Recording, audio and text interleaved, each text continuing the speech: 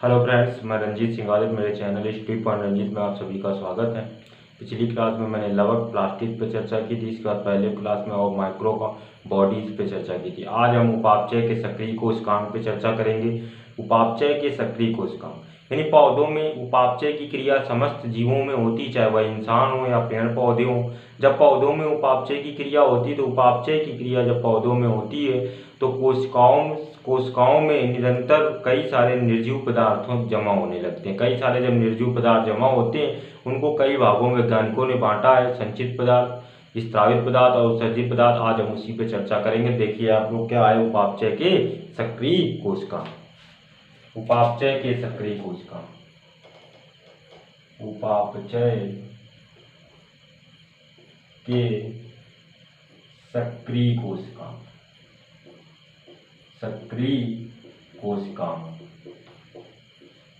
Metabolically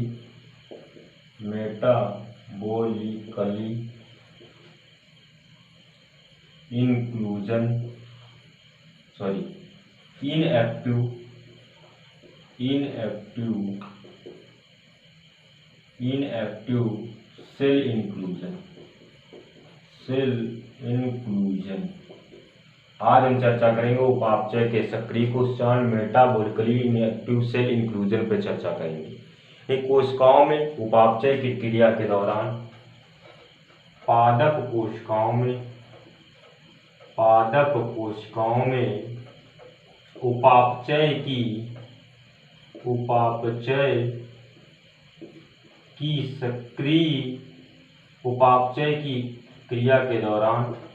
उपापचय की क्रिया के दौरान कई निर्जीव पदार्थों का निर्माण होता है। पादपों की कोशिकाओं में जब उपापचय की क्रिया होती है तो कई सारे निर्जीव पदार्थों का क्या होता है, निर्माण होता है। कई सारे निर्जीव पदार्थों का निर्माण होता है। इन निर्जीव पदार्थों को वैज्ञानिकों ने 3 भागों में बांटा है। कुल कितने भागों में बांटा गया? 3 भागों में बांटा गया। पहला पार्ट कहलाता है संचित पदार्थ। जिनका संचित पदार्थ होता है इसको हम बोलते हैं रिजर्व्ड मैटर, यानी कि जो पदार्थ इसमें क्या होते हैं, जमा होते हैं, उनको हम रिजर्व्ड मैटर कहते हैं। दूसरे होते हैं स्रावित पदार्थ होते हैं, इनको हम बोलते हैं सेक्रेटरी मैटर। और तीसरे को हम बोलते हैं उत्सर्जी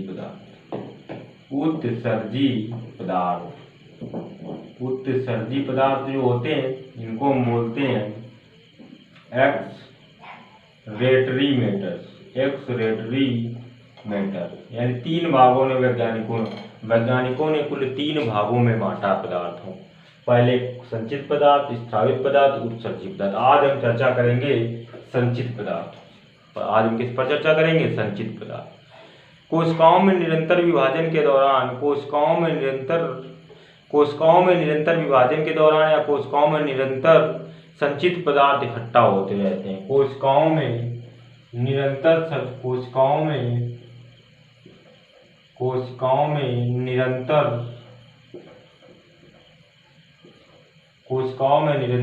संचित पदार्थ इकट्ठा होते रहते हैं। संचित पदार्थ ऐसे पदार्थ होते हैं कोशिकाओं में जब उपापचय की क्रिया होती है तो उपापचय की क्रिया के दौरान बहुत सारे पदार्थ क्या होते हैं, संचित हो जाते हैं, रिजर्व हो जाते हैं, पौधों में इकट्ठा हो जाते हैं। तो इनको वैज्ञानिकों ने कई भागों में बांटा। जैसे आपका पहला पार्ट कहलाता है कार्बोहाइड्रेट कहलाते हैं। क्या कहलाते हैं? कार्बोहाइड्रेट कहलाते हैं। दूसरा इनका पार्ट जो होता है, पहला तो इनका कार्बोहाइड्रेट हो जाता है, दूसरा इनका प्रोटीन बोल देते हैं हम। तीसरा इनका होता जाता है वसा या जलीय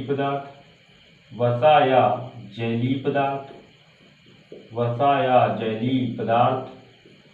और इनका चौथा पार्ट हो जाता है एमाइड्स हो जाते हैं। ठीक है, तो ये आपके पार्ट बांटे गए। जो संचित पदार्थ होते हैं जो पौधों के कुछ विभिन्न भागों में एकत्रित होते हैं। ये पौधों के विभिन्न भागों में एकत्रित होते हैं। पौधों के विभिन्न भागों में एकत्रित होते हैं। विभिन्न भाग क्या हो सकते हैं?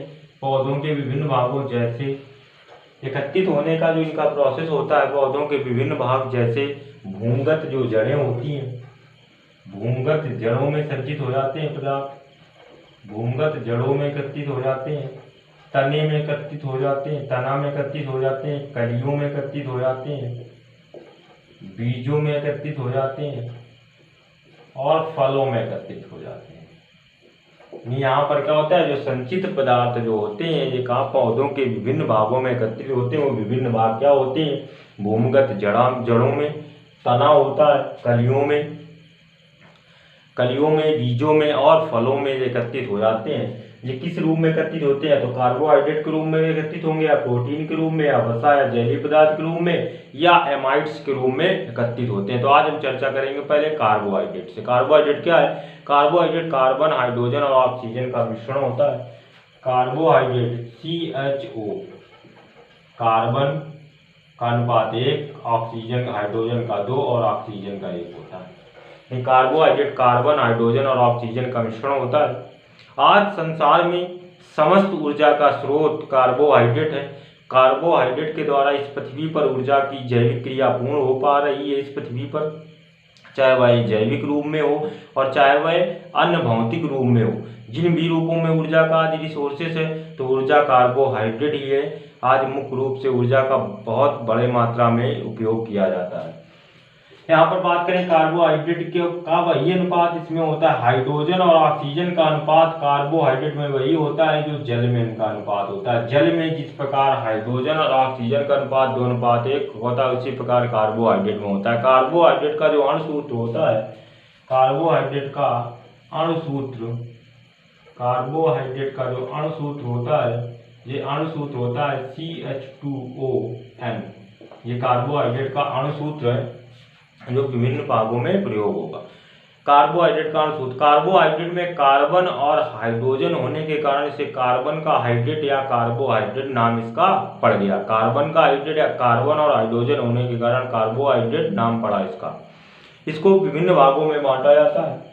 कार्बोहाइड्रेट को विभिन्न भागों में बांटा जाता है, जैसे मोनोसैकराइड में बांट दिया जाता है, मोनोसैकराइड के रूप में बांट दिया जाता है, डाइसैकराइड के रूप में बांट दिया गया है, डाइसैकराइड के रूप में बांट दिया जाता है, ट्राइसैकराइड के रूप में बांट दिया जाता है, ट्राइसैकराइड के रूप में बांट दिया जाता है, ओलिगोसैकराइड के रूप में बांट दिया जाता है,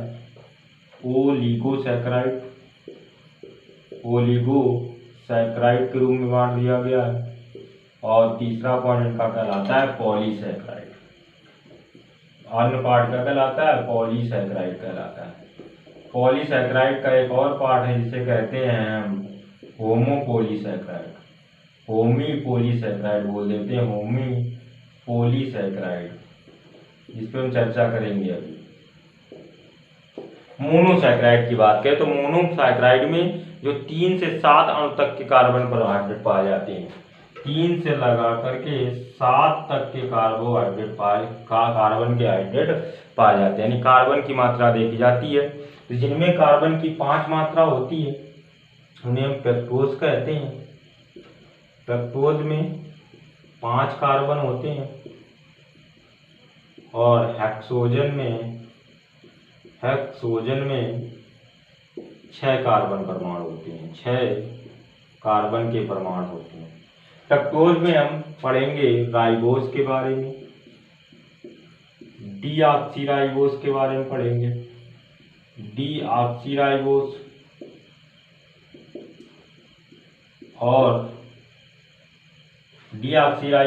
और जाइलोस के बारे में पढ़ेंगे, और जाइलोस आदि के बारे में पढ़ेंगे। जो राइबोस होता है ये आरएनए की शर्करा होती है। इसका अणुसूत्र अगर बात करें तो इसका फार्मूला हो जाता है C5H10O5। इसका फार्मूला हो जाता है C5H10O4। इनके प्रमुख जो इम्पोर्टेंट है उनके हम फार्मूले भी लिखा देंगे कार्बन के। तो यहाँ राइबोज ये RNA शर्करा होती है, RNA शर्करा होती है। RNA का फुल फॉर्म देखें, RNA का यदि फुल फॉर्म देखें तो RNA का फुल फॉर्म होता है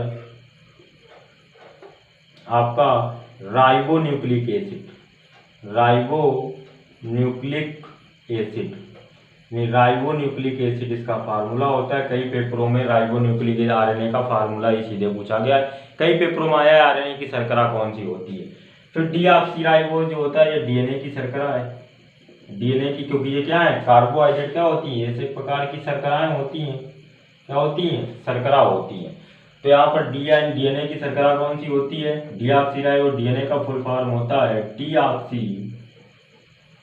deoxy ribo nucleic acid, ribo nucleic acid इसका फार्मूला जो होता है राइबो का deoxy ribo nucleic acid DNA का फुल फॉर्म। अब बात करें हेक्सोजन की, तो हेक्सोजन में 6 कार्बन के परमाणु होते हैं। हेक्सोजन में कौन कौन से हम कार्बोहाइड्रेट पढ़ेंगे, तो हेक्सोजन में हम सबसे पहले पढ़ेंगे ग्लूकोज, फिर हम पढ़ेंगे फ्रक्टोज, फिर हम पढ़ेंगे गैलेक्टोज, और फिर पढ़ेंगे हम मीसोज के बारे में, आदि के बारे में पढ़ेंगे। तो ये होते हैं हेक्सोजन के 6 कार्बन परमाणु, इसमें ग्लूकोज, फ्रक्टोज, गैलेक्टोज और मीसोज आते हैं। ग्लूकोज की बात करें तो ग्लूकोज के फार्मूले की बात करें तो आमतौर पर सभी को पता होता है, तो इसकी फार्मूला लिखने की आवश्यकता नहीं, लेकिन लिख दे रहे हैं C6H12O6। फ्रक्टोज का भी यही फार्मूला हो जाता है, C6H12O6 हो जाता है। अब बात करें ग्लूकोज की, तो ग्लूकोज जो होता है ये आज जितने भी जीवित प्राणी हैं इन समस्त जीवों में एक ईंधन पदार्थ के रूप में कार्य करता है। जितने भी आज समस्त जो जीव हैं सभी जीवों में ईंधन के रूप में कार्य करता है। समस्त जीवों में ईंधन के रूप में कार्य करता है, ईंधन के रूप में कार्य करता है। जितने भी आज संसार में जीव हैं समस्त जीवों में ईंधन पदार्थ के रूप में कार्य करता है, ईंधन के रूप में कार्य करता है, या ईंधन पदार्थ के रूप में कार्य करता है। आप बोल सकते हो फ्यूल सब्सटेंस के रूप में कार्य करता है। ईंधन पदार्थ समस्त जीवों का क्या है, तो वो कहलाता है ग्लूकोज, फ्यूल सब्सटेंस कहलाता है। कार्बोहाइड्रेट को प्रकाश संश्लेषण की प्रथम उपज माना जाता है, कार्बोहाइड्रेट को प्रकाश संश्लेषण की प्रथम उपज माना जाता है, प्रकाश संश्लेषण की प्रथम उपज मानते हैं। कार्बोहाइड्रेट को, ग्लूकोज को क्या मानते हैं, प्रकाश संश्लेषण की प्रथम उपज। क्लोरोफिल, जितने भी क्लोरोफिल वाले पौधे होते हैं सभी में क्या होता है, ग्लूकोज होता है। जितने भी क्लोरोफिल वाले पौधे होते हैं, जिनमें क्लोरोफिल नहीं होगा उन पौधों में यह नहीं पाया जाएगा, अन्य जिनमें क्लोरोप्लास्ट की अनुपस्थित होगी। तो क्लोरोप्लास्ट की अनुपस्थित किसमें होती है, जीवाणुओं में होती है, कवकों में होती है, नीले हरे शैवालों में होती है, और लाल शैवालों में किसकी अनुपस्थित होती है, क्लोरोफिल की अनुपस्थित होती है। अब क्या करता है प्रकाश, क्लोरोफिल सूर्य के प्रकाश में, सूर्य का पौधे जो होते हैं क्लोरोफिल की उपस्थिति में सूर्य की प्रकाश की सहायता से कार्बन डाइऑक्साइड, CO2 और ऑक्सीजन के सहयोग से ग्लूकोज का निर्माण करते हैं, जो पौधों के ऊर्जा के उत्पादन के लिए कार्य आती है। तो यहाँ पर प्रकाश संश्लेषण की से प्रथम पर मानते हैं। ग्लूकोज की रक्त जो होता है, रक्त में एक निश्चित मात्रा होती है, 90 से लगा करके 160 mg/Bl, एक निश्चित मात्रा होने के कारण ग्लूकोज को रक्त की शर्करा भी कहते हैं, रक्त की शर्करा भी कहते हैं। क्या कहते हैं हम इसे, रक्त की शर्करा कहते हैं। ग्लूकोज को इसलिए नाम क्या पड़ गया, रक्त की शर्करा भी कहा जाने लगा, क्योंकि एक निश्चित मात्रा होती है, समस्त जीव यानी जितने भी स्तनधारी होते हैं उनके रक्त में ग्लूकोज की एक निश्चित मात्रा होती है। निश्चित मात्रा होने के कारण से रक्त की शर्करा भी हम कहते हैं। बात करें फ्रक्टोज की, तो फ्रक्टोज किसमें पाया जाता है, मीठे फलों में पाया जाता है। जितने भी मीठे फल होते हैं, मीठे फलों में मात्रा किसकी होती है, फ्रक्टोज मीठे फलों में पाया जाता है, चाहे वह अंगूर हो या आपका अमरूद हो या अन्य मीठे फलों में क्या पाया जाता है, फ्रक्टोज की मात्रा होती है। गैलेक्टोज, मीसोज इतना इंपॉर्टेंट नहीं है, लेकिन ये पौधों के या बीजों में ही पाए जाते हैं विभिन्न भागों में। गैलेक्टोज गेहूं में कुछ मात्रा में और मीसोज पौधों में पाया जाता है। ये आपकी क्या है, यह हेक्सोजन वाले परमाणु हो गए। अब हम बात करते हैं डाईसैकराइड के बारे में। डाइसैकराइड हम देखेंगे डाइसैकराइड कैसे कार्य करते हैं। तो डाइसैकराइड कौन कौन से होते हैं, तो डाइसैकराइड देखिए कौन कौन से होते हैं। डाइसैकराइड में आ जाता है सुक्रोज, आ जाता है आपका सुक्रोज, आ जाता है आपका माल्टोज, आ जाता है और गैलेक्टोज आ जाता है, सॉरी लैक्टोज आ जाता है, लैक्टोज। ये बहुत इंपॉर्टेंट है। सुक्रोज, सुक्रोज क्या है, ये गन्ने में पाया जाता है, गन्ना और चुकंदर में पाया जाता है। गन्ना और चुकंदर में इसकी मात्रा होती है। ये शुगर जो आज आप देखते हैं, चीनी देखते हैं, ये क्या है, एक प्रकार का सुक्रोज ही होता है, गन्ना और चुकंदर में पाया जाता है। जो फ्रक्टोज होती है, इसके बारे में जान ले थोड़ा सा। प्रकृति में पाई जाने वाली सबसे मीठी शर्करा होती है, प्रकृति में पाई जाने वाली, प्रकृति में पाई जाने वाली सबसे मीठी शर्करा होती है, सबसे मीठी शर्करा होती है। ये क्वेश्चन अब तक कई एग्जामों में आ चुका है, लगभग कम से कम 40 एग्जामों में आ चुका होगा। फ्रक्टोज क्या है, प्रकृति में पाई जाने वाली सबसे मीठी शर्करा, और सभी मीठे फलों में फ्रक्टोज की मात्रा पाई जाती है। सुक्रोज क्या होता है, गन्ना और चुकंदर में पाया जाता है। माल्टोज की बात करें तो माल्टोज जो होता है अंकुरित बीजों में पाया जाता है, अंकुरित बीजों में पाया जाता है। जितने भी अंकुरित बीज होते हैं उन अंकुरित बीजों में किसकी मात्रा होगी, माल्टोज। लैक्टोज जो होता है ये दूध में पाया जाता है, यानी मानव माता के दूध में इसकी सर्वाधिक मात्रा होती है, मानव माता के दूध में इसकी सर्वाधिक मात्रा होती है। आप देख रहे हैं डाइसैकराइड में सुक्रोज माल्टोज ये क्या है, पादप में पाए जा रहे हैं। किसमें पाए जा रहे हैं, पादप कोशिकाओं में पाए जा रहे हैं। तो ऐसा कौन सा क्वेश्चन आ चुका है एग्जामों में कई बार, पादप कोशिकाओं में पाए जाते हैं सुक्रोज और माल्टोज। ऐसा कई एग्जामों में आ चुका है कि ऐसी डाइसैकराइड में ऐसी कौन सी शर्करा जो जंतु कोशिकाओं में पाई जाती है, तो कौन सी पाई जाती है, लैक्टोज। लैक्टोज किसमें पाई जाती है, जंतु कोशिकाओं में पाई जाती है, जंतु कोशिकाओं में पाई जाती है। लेकिन अगर बात करें ग्लूकोज की, तो ग्लूकोज पादप और जंतु दोनों कोशिकाओं में पाई जाती है। ग्लूकोज क्या होता है, पादप और जंतु दोनों कोशिकाओं में पाया जाता है, पादप में भी पाया जाता है, पादप कोशिका में भी और जंतु कोशिका में। क्वेश्चन ये भी आ जाएगा कौन सी ऐसी शर्करा है जो पादप और जंतु दोनों कोशिकाओं में पाई जाती है, तो कौन सी है, ग्लूकोज। सुक्रोज पादप कोशिका में और लैक्टोज किसमें पाया जाता है, जंतु कोशिका में पाया जाता है। कई एग्जामों में सच्ची ऐसे, या पुलिस का कोई एग्जाम देंगे तो यहाँ से क्वेश्चन आते रहते हैं एग्जामों में।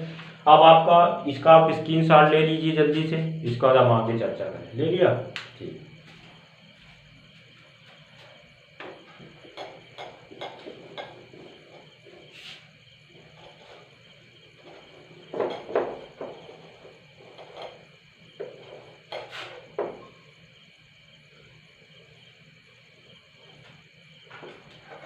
अब हमने डाइसैकराइड पर चर्चा कर ली है, तो आप कार्बोहाइड्रेट में किस पे पढ़ेंगे, अब हम पढ़ेंगे ट्राइसैकराइड। ट्राइसैकराइड में कुछ भी ज्यादा नहीं पढ़ना, इसमें एक ही शर्करा आती है, वो कौन सी होती है, रैफिनोज। ट्राइसैकराइड की एक ही शर्करा होती है, वो कौन सी है, रैफिनोज। ये किसमें पाई जाती है, पौधों में पाया जाता है, पौधों में पाई जाने वाली शर्करा होती है रैफिनोज। ओलिगोसैकराइड क्या होते हैं, ये मध्यम वर्ग के होते हैं, मध्यम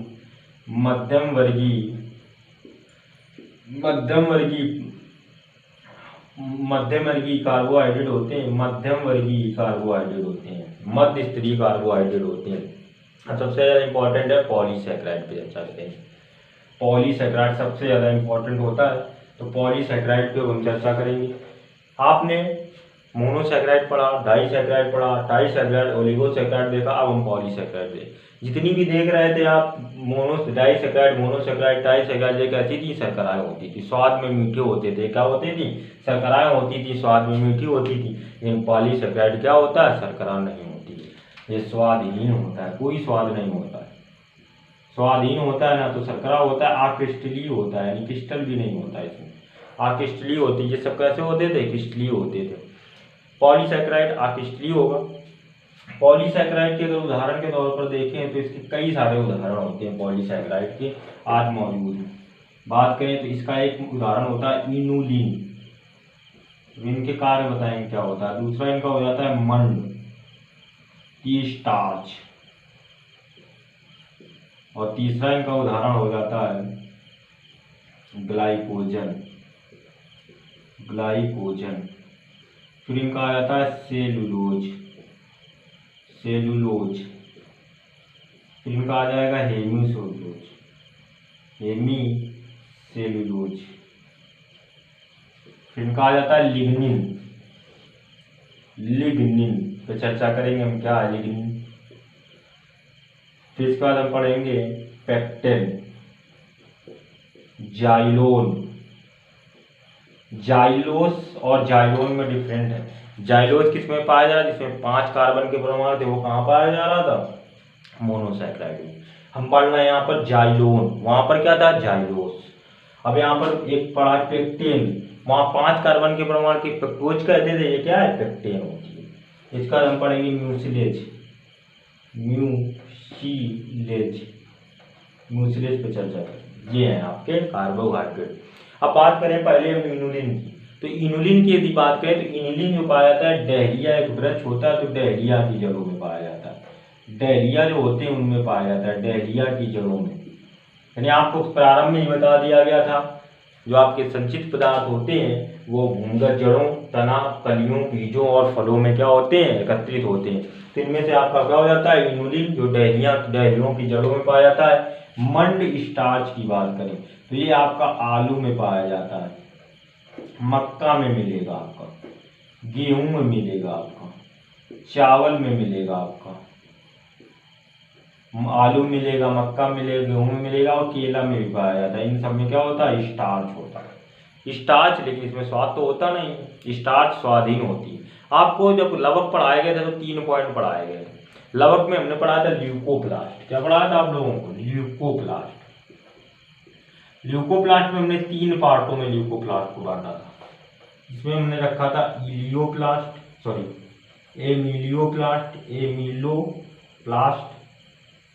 और तीसरा हमने रखा था इलियोप्लास्ट, और चौथा पार्ट हमने रखा था इनका प्रोटीनोप्लास्ट। जैसे एमिलो जो प्लास्ट होता था, इसका काम क्या होता था, जो शर्कराएं होती थी, यह शर्करा को क्या कर रहा था, शर्करा को स्टार्च के रूप में पौधों में जमा कर लेता था। इलियोप्लास्ट क्या कर रहा था, वसा का संचय कर रहा था, और प्रोटीनोप्लास्ट क्या कर रहा था, प्रोटीन का संचय कर रहा था। आपको पढ़ाया गया था ल्यूकोप्लास्ट, तो वही तो आप पढ़ रहे हैं यहाँ पर, संचित पदार्थ। लवक की ही तो पार्ट थे ल्यूकोप्लास्ट, जो इलियोप्लास्ट, लायोप्लास्ट, प्रोटीनोप्लास्ट जो संचय कर रहे थे, शर्करा को स्टार्च में बदल लेता था, या वसा काट कर रहा था, या प्रोटीन का। तो यही तो आप पढ़ रहे हैं यहाँ पर। तो यहाँ पर स्टार्च क्या होता है, आलू, मक्का, गेहूं, चावल, केला आदि में जमा हो जाता है, आपका मंड स्टार्च होता है। अब बात करें ग्लाइकोजन की, तो ग्लाइकोजन जो होता है ये पाया किस में जाता है, पहली बात तो ये जंतुओं में भी पाया जाता है, जंतु कोशिकाओं में। 2 ऐसी शर्कराएं हैं आपको, जैसे हमने ग्लूकोज बताया था, वह जंतु और पादप कोशिकाओं में पाया जाता था। इसी प्रकार ग्लाइकोजन भी जंतु एवं पादप कोशिकाओं में पाया जाता है, दोनों में, जंतु एवं पादप कोशिकाओं दोनों में पाया जा रहा है। मंड स्टार्च नहीं पाया जाता है जंतु कोशिकाओं में, नहीं, लेकिन ग्लूकोज और ग्लाइकोजन 2 ऐसी शर्कराएं होती हैं जो किसमें पाई जाती हैं, जंतु और पादपों में पाई जाती हैं। जंतु आपका जंतुओं में पाया जाता है, इसके साथ साथ ये जीवाणुओं में पाया जाता है, कवकों में पाया जाता है, कवक या अपवांग फफूंदी बोल सकते हो, फफूंदी में पाया जाता है, और नीली हरी शैवालों में पाया जाता है। नीली हरी शैवालों में क्या पाया जाता है, नीली हरी शैवालों में आपका पाया जाता है ग्लाइकोजन जंतु में, जीवाणुओं में, कवकों में, नीली हरी शैवालों में, इनमें सब में क्या पाया जाता है, ग्लाइकोजन इंसान की बॉडी में जमा होता है। ग्लाइकोजन जो एकत्रित होता है, जैव ऊर्जा को ग्लाइकोजन के रूप में ही स्टोर करता है। इसलिए इंसान की बॉडी में कौन सा कार्बोहाइड्रेट संचित होता है या जमा होता है, तो आप कौन सा बताएंगे, ग्लाइकोजन। अब हम बात करते हैं सेल्यूलोज पर चर्चा की। सेल्यूलोज प्रकृति में पाया जाने वाला सबसे सर्वाधिक मात्रा में कार्बोहाइड्रेट, प्रकृति में पाया जाने वाला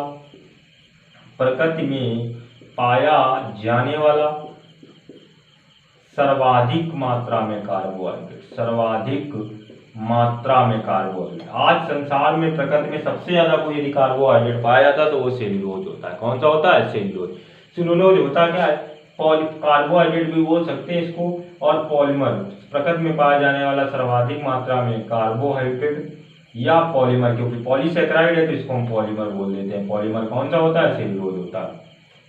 अब बात करें सेल्यूलोज की, तो सेल्यूलोज आपका जैसे कागज हुआ या कपास हुआ। कागज या कपास जो होते हैं ये क्या होते हैं, सेल्यूलोज ही तो होता है। कागज जो है आपका लकड़ी हो, ये क्या है, सेल्यूलोज होता है। प्रकृति में सबसे ज्यादा यही पाया जाता है, सेल्यूलोज। सेल्यूलोज का पाचन मनुष्य का शरीर नहीं कर पाता है और पशु कर लेते हैं।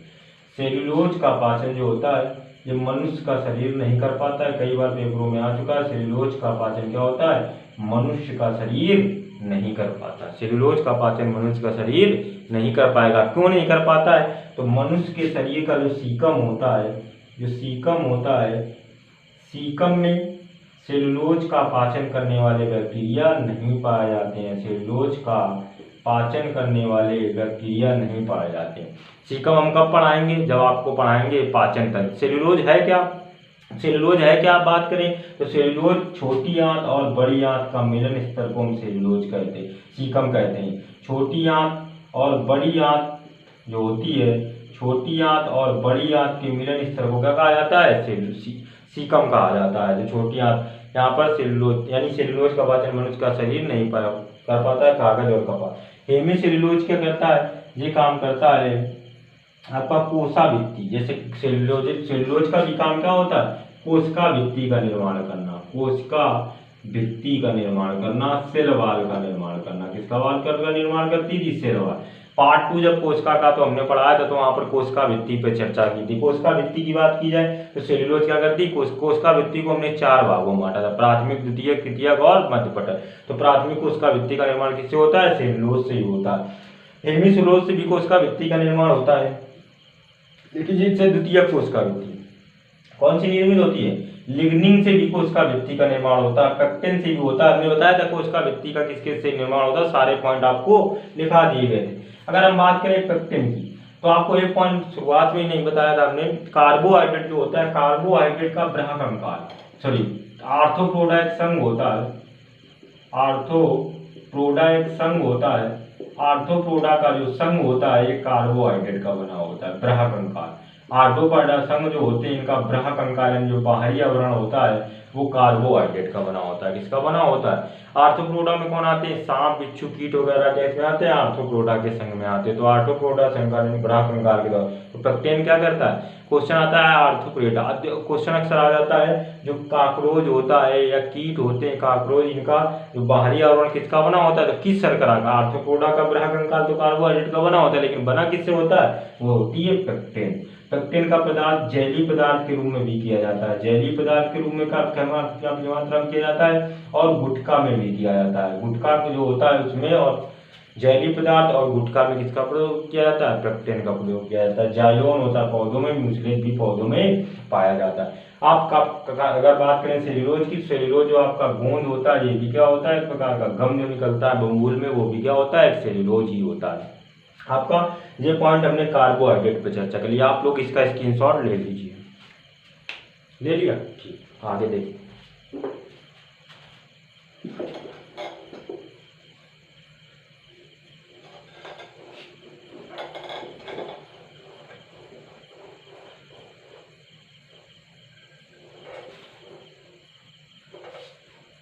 अब देखिए यहाँ पर स्क्रीनशॉट आपने ले लिया, तो पॉलीसैकेराइड में हमने एक पॉइंट कहा था होमोपॉलीसैकेराइड पे चर्चा करेंगे। इस पे चर्चा करेंगे होमोपॉलीसैकेराइड। पॉलीसैकेराइड का ही पार्ट होता है, पॉलीसैकेराइड का ही एक पार्ट होता है, जिसको पॉलीसैकेराइड के ही पार्टों को हमने 2 भागों में बांट दिया, जिनको हमने नाम दिया होमीपॉलीसैकेराइड।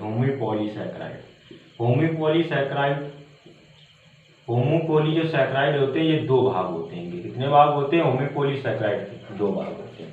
एक होते हैं संचयात्मक यानी संचय करते हैं, दूसरे होते हैं संरचनात्मक।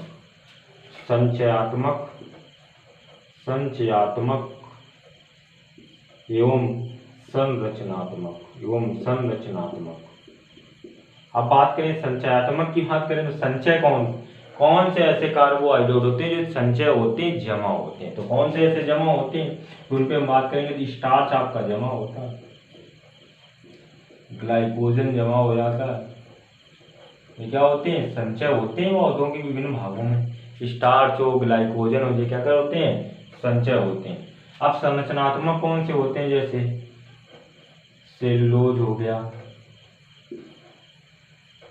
भी आपका काइटिन बोल, क्यूटिकल बोल सकते हो या काइटिन बोल सकते हो,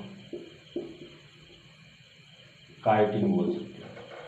क्यूटिकल शैवालों की जो कोशिका वृत्ति होती है, कवकों की कोशिका वृत्ति काइटिन की बनी होती है, और जो क्यूटिकल होते हैं शैवालों की, जो कवकों की कोशिका वृत्ति होती है वो क्यूटिकल की, और जो शैवाल होते हैं उनकी कोशिका वृत्ति किससे बनी होती है, काइटिन। यानी उनकी काइटिन से किसकी बनी होती है, शैवालों। और कवकों किसकी बनती होती है, कवकों की क्यूटिकल से बनी होती है। तो ये क्या करते हैं, सेलुलोज भी कोशिका वृत्ति, यानी ये संरचनात्मक होते हैं, यानी एक संरचना का निर्माण करते हैं, कोशिका वृत्ति शैवाल का निर्माण करते हैं, इसलिए इन्हें संरचनात्मक कहा गया। सेलुलोज हो, क्यूटिकल हो, काइटिन हो।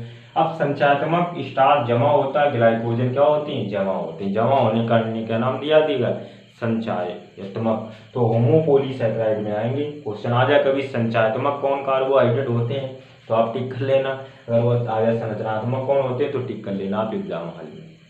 अब बात करेंगे हम प्रोटीन। प्रोटीन की बात करें तो प्रोटीन को हम नाइट्रोजनी आहार भी बोल देते हैं, नाइट्रोजनी आहार बोल देते हैं। ये सबसे जटिल प्रक्रिया मानी जाती है, यानी सबसे जटिल भाग होता है, इसका निश्चित कोई गलनांक नहीं होता। प्रोटीन होता क्या है, प्रोटीन मिश्रण होता है कार्बन का, हाइड्रोजन का, ऑक्सीजन का, नाइट्रोजन का और सल्फर का। सबसे ज़्यादा मात्रा इनमें कार्बन की होती है 51%, फिर मात्रा इसमें हाइड्रोजन की 0.2 से लगा करके 7% तक, ऑक्सीजन की 21% होती है, नाइट्रोजन 13 से 16% तक होता है, और सल्फर की 0.2 तक होती है। लेकिन इसके इन तत्वों के साथ साथ कुछ में फास्फोरस और Fe यानी आयरन की मात्रा हो जाती है। फास्फोरस Fe आयरन की मात्रा भी हो जाती है। किसकी मात्रा हो जाती है, आयरन। यानी नाइट्रोजन यह आहार बोला जाता है प्रोटीन को। प्रोटीन है क्या, carbon, hydrogen, oxygen, nitrogen, sulphur का मिश्रण होता है। इन कुछ प्रोटीन्स में फास्फोरस और आयरन की मात्रा भी पाई जाती है। आपको पता है प्रोटीन का निर्माण होता है इसमें, पौधों में प्रोटीन भी जमा होते हैं। कौन जमा कर रहा था, प्रोटीन, प्रोटीनोप्लास्ट जो पढ़ा था आपने ल्यूकोप्लास्ट में, वो क्या करता था, प्रोटीन का संचय कहाँ करता था, बीजों में कर रहा था। तो क्या कर रहा था, संचय करता। अब इसको नाइट्रोजन, इसका उच्च गलनांक होता है। आपको आमतौर पर सभी को पता होगा प्रोटीन का काम क्या होता है, मरम्मत का कार्य होता है। प्रोटीन का काम क्या होता है, मरम्मत का कार्य होता है, मेंटेनेंस का कार्य करती है। लेकिन पौधों में ये क्या होती है, संचय हो जाती है, जमा हो जाती है, फिर इंसान इनका दैनिक जीवन में प्रयोग करता है बीजों में। तो ये आपका प्रोटीन हो गया। अब जैसे प्रोटीन की बात करें तो कुछ ऐसे पौधे के भाग होते हैं जो प्रोटीन के द्वारा भी निर्मित होते हैं। जैसे क्लोरोफिल की बात करेंगे हम, क्लोरोफिल। तो क्लोरोफिल क्या होता है, प्रोटीन, और क्लोरोफिल जो होता है प्रोटीन है, और क्या है, प्रोटीन और मैग्नीशियम तत्व का मिश्रण कहलाता है क्लोरोफिल। क्या कहलाता है, क्लोरोफिल। क्लोरोफिल है क्या, प्रोटीन और मैग्नीशियम तत्वों का मिश्रण क्या कहलाता है, क्लोरोफिल कहलाता है। अब हम बात कर लें इधर, कुछ ऐसे कोशिकाएं होते हैं, साइटोक्रोम होता है, साइटोक्रोम होता है जो श्वसन क्रिया को में काम आता है। श्वसन क्रिया जो पौधों की होती है उसमें काम आता है साइटोक्रोम। तो साइटोक्रोम क्या होता है, Fe और प्रोटीन का मिश्रण होता है, Fe और प्रोटीन का मिश्रण होता है। तो ये विभिन्न भाग होते हैं जिनमें एक तत्व मिला होता है, प्रोटीन और पौधे के भाग का निर्माण करते हैं। अब हम बात करेंगे वसा एवं जैविक पदार्थ की बात करेंगे। वसा और जैविक पदार्थ क्या है, वसा की अगर बात करें और जैविक पदार्थ, तो वसा भी क्या होता है, कार्बन, हाइड्रोजन और ऑक्सीजन का मिश्रण होता है। कार्बन, हाइड्रोजन और ऑक्सीजन का ही मिश्रण होता है, कार्बन, हाइड्रोजन और ऑक्सीजन का ही मिश्रण होता है। लेकिन ये जल में घुलनशील नहीं होता है, यानी वसा कभी भी जल में नहीं घुलती है, जल में घुलनशील होती है। लेकिन यह एसीटोन, क्लोरोफॉर्म और ईथर में घुलनशील होती है। और ईथर में क्या होती है, घुलनशील होती है। ईथर में घुलनशील होती है, किसमें घुलनशील होती है, एसीटोन, क्लोरोफॉर्म और ईथर में क्या घुलनशील होती है, ये आपका वसा या जैविक पदार्थ होता है। जो ग्लाइकोजन है ये भी क्या करता है, ये भी आयोडीन में घुल जाता था। जो ग्लाइकोजन हो रहा था ग्लाइकोजन को अगर चेक करना है तो ग्लाइकोजन क्या करता है, जब हमने पॉलीसेकेराइड अभी पढ़ाया तो ग्लाइकोजन क्या होता है। ग्लाइकोजन की अगर बात करें तो ग्लाइकोजन जो होता है, अगर इसको हम आयोडीन के घोल में रख दें, आयोडीन के घोल में, तो ये नीला और बैगनी रंग देगा। कैसा रंग देगा, नीला और बैगनी रंग प्रदान करता है, नीला और बैगनी रंग प्रदान करता है। वसा या जलीय पदार्थ जिस प्रकार जल में घुलनशील होते हैं लेकिन नहीं अघुलनशील होते हैं, एसीटोन क्लोरोफॉर्म ईथर में होते हैं, इसी प्रकार जो कार्बोहाइड्रेट पॉलीसेकेराइड होते हैं ये भी जल में घुलनशील होते, अघुलनशील होते हैं, ये भी जल में नहीं घुल सकते हैं। कौन नहीं घुलते हैं, पॉलीसेकेराइड वाले। तो वो अगर आयोडीन के घोल में रखें तो नीला बैगनी रंग देंगे, जैसे कि ग्लाइकोजन। अब यहाँ पर जैसे ही इसी प्रकार एसीटोन क्लोरोफॉर्म ईथर में घुलनशील वसा या जलीय पदार्थ होते हैं। वसा और जलीय पदार्थ पाए कहा जाते हैं। वसा और जलीय पदार्थ की बात करें तो कोषाद्रव में बूंदों के समान कोषाद्रव में पाए जाते हैं, कोषाद्रव में रहते हैं बूंदों के रूप में। कहाँ रहते हैं, कोषाद्रव में बूंदों के रूप में रहते हैं। जो कोशिका का कोषाद्रव होता है, साइटोप्लाज्म होता है, उसमें बूंदों के रूप में पाए जाते हैं। कोषाद्रव जो होता है, साइटोप्लाज्म होता है, उसमें किस रूप में पाए जाते हैं, बूंदों के रूप में पाए जाते हैं। अगर बात करें नाइट्रोजन की तो नाइट्रोजन क्या होता है, आपको हमने पढ़ाया था, कोशिका के कई सारे कोशिकांग आपको पढ़ाया गया, तो उसमें एक जीवद्रव पढ़ाया गया था। क्या पढ़ाया गया था, तो प्रोटीन जो होता है, प्रोटीन जो होता है, जीवद्रव जो होता है, जीवद्रव प्रोटोप्लाज्म कोलाइडी घोल के रूप में पाया जाता है, प्रोटोप्लाज्म के रूप में कोलाइडी घोल के रूप में पाया जाता है। जीवद्रव प्रोटोप्लाज्म में कोलाइडी घोल के रूप में पाया जाता है। किस रूप में पाया जाता है, कोलाइडी घोल के रूप में पाया जाता है, प्रोटीन के कण पाए जाते हैं। प्रोटीन के कण किसमें रहते हैं, कोलाइडी घोल। जीवद्रव पढ़ाया था तो वहाँ पर हमने कोलाइडी घोल भी पढ़ाया था। क्या कोलाइडी घोल तो आपने पढ़ा था, प्रोटोप्लाज्म आप वीडियो देख सकते हैं पिछला, जिसमें आपको चर्चा की गई है टोटल। अब बात करें कोषाद्रव, यहाँ पर अगर बात करें जो वसा और जलीय पदार्थ कोषाद्रव में बूंदों के समान फैले रहते हैं, ये क्या होते हैं, लेकिन कार्बोहाइड्रेट की तुलना में इनमें ऊर्जा दुगनी होती है। वसा की अगर बात करें, वसा और चर्बी की, तो कार्बोहाइड्रेट की तुलना में, कार्बोहाइड्रेट की तुलना में इसमें वसा क्या ऊर्जा क्या होती है, ऊर्जा दोगुनी होती है। अगर बात करें 1 ग्राम वसा में 9.3 कैलोरी ऊर्जा होती है, जबकि 1 ग्राम कार्बोहाइड्रेट में 1 ग्राम कार्बोहाइड्रेट में 4.1 कैलोरी ऊर्जा होती है। सबसे कम ऊर्जा किसमें होती है, कार्बोहाइड्रेट में। कार्बोहाइड्रेट की तुलना में वसा में ऊर्जा ज़्यादा होती है, कार्बोहाइड्रेट में कम। लेकिन मनुष्य का शरीर जो होता है वह सबसे ज़्यादा ऊर्जा कार्बोहाइड्रेट से प्राप्त करता है। मनुष्य का शरीर सबसे ज़्यादा ऊर्जा कार्बोहाइड्रेट के रूप में प्रदान करता है। कार्बोहाइड्रेट के रूप में 1 ग्राम कार्बोहाइड्रेट अगर बात करें, 1 ग्राम कार्बोहाइड्रेट में 4 कैलोरी ऊर्जा होती है, वर्षा में ज़्यादा होती है। लेकिन मनुष्य का ये सबसे ज़्यादा ऊर्जा किससे प्राप्त करता है, कार्बोहाइड्रेट से। लेकिन मनुष्य के शरीर का मात्र 1% संरचना के आधार पर देखें तो मनुष्य के शरीर का मात्र 1% भाग किससे बना होता है, कार्बोहाइड्रेट। यही यूपी पुलिस 2014 जब एग्जाम हुआ तो यूपी पुलिस 2014 के एग्जाम में आया, सबसे ज़्यादा ऊर्जा किस मनुष्य का सबसे ज़्यादा ऊर्जा किससे प्राप्त करता है, वसा, कार्बोहाइड्रेट, प्रोटीन, या इनमें से कोई नहीं। तो काफ़ी सारे लड़के वसा को टिक कर आए थे क्योंकि वसा में ऊर्जा ज़्यादा होती है। लेकिन आपको याद रखना है, मनुष्य का सबसे ज़्यादा ऊर्जा किससे प्राप्त करता है, कार्बोहाइड्रेट से। कई लड़कों का क्वेश्चन गलत हो गया था, इसलिए इन पॉइंटों को ध्यान से देखें जो आपके एग्जाम में गलत ना हो पाए। चाहे रेलवे एग्जाम दें, चाहे कोई भी एग्जाम दे, आगामी जितने एग्जाम में हर 2-4 पेपर छोड़ के तुम्हारा कार्बोहाइड्रेट और प्रोटीन से संबंधित क्वेश्चन हर 2 एग्जाम छोड़कर तीसरे एग्जाम में आता रहता है। तो यहाँ पर आपने देखा, यहाँ पर क्या वसा और जलीय पदार्थ ऊर्जा सबसे ज़्यादा किसमें होती है, वसा में दोगुनी होती है। एमाइड्स की बात करें तो एमाइड्स होते क्या है, एमाइड्स तो अमीनो अम्ल है। क्या होते हैं, अमीनो अम्ल होते हैं, एमिनो अम्ल या एमिनो एसिड बोल सकते हैं, एमिनो एसिड बोल सकते हो। एमिनो अम्ल जो होते हैं, एमिनो एसिड होते हैं, ये क्या करते हैं, बीमारी से लड़ने में मदद करते हैं। प्रकृति में आज 22 प्रकार के एमिनो 22 एमिनो अम्ल आज मौजूद हैं। तो ये एमिनो अम्ल होते हैं, क्या होते हैं, एमिनो अम्ल। एमिनो अम्ल क्या करते हैं, संचय के रूप में, संचित पदार्थ के रूप में संचय करने वाली जगह में पाए जाते हैं। जहाँ पर पौधों का संचय करने वाला भाग होता है वहाँ पर पाए जाते हैं, इसीलिए इन्हें क्या कहते हैं, इसीलिए इन्हें एलुरोन कण भी कहा जाता है।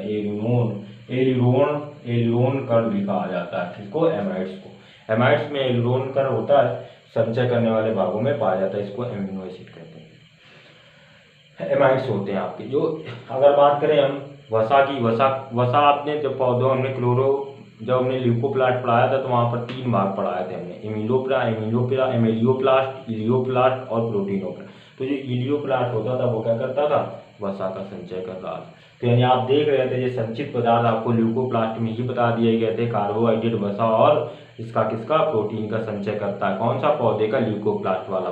लेकिन वो संचित पदार्थ में आपको उपापचय ये होता कैसे, जब कोशिकाओं में उपापचय की क्रिया होती है, उपापचय क्रिया सभी में होती, चाहे इंसान हो चाहे पौधे हो। तो पौधों में जब उपापचय क्रिया होते तो निरंतर कई सारे निर्जीव पदार्थ उत्पन्न होते हैं। वो जब निर्जीव पदार्थ उत्पन्न होते हैं तो वो संचित भी हो जाते हैं। कुछ निर्जीव पदार्थ ऐसे भी होते हैं जो स्त्रावित हो जाते हैं, यानी स्त्रावित यानी उनके द्वारा स्त्रावित यानी कलर देने लगते हैं, स्त्रावित हो जाते हैं।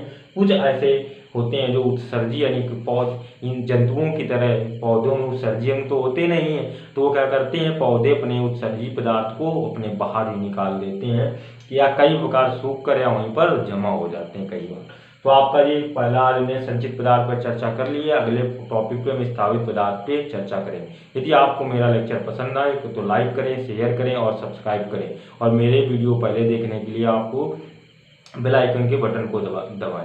अगर मेरा लेक्चर पसंद नहीं आता तो डिसलाइक करें, डिसलाइक क्यों किया आप बताएं, जिससे लेक्चर को और अच्छा से अच्छा आपको दिया जा सके। इसका अगला वीडियो रिटर्न पे आ जाएगा।